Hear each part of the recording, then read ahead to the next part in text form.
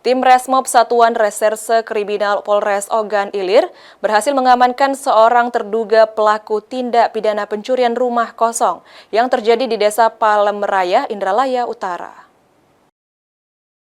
Inilah HS 27 tahun warga Desa Palem Raya, Indralaya Utara, Kabupaten Ogan Ilir yang berhasil ditangkap di unit Pidum Reskrim Polres Ogan Ilir.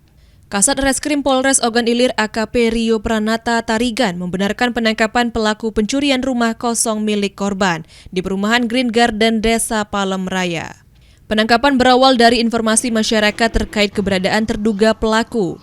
Kepada polisi, HS mengakui perbuatannya melakukan pencurian di sebuah rumah di Desa Palem Raya pada pertengahan Maret 2026 lalu.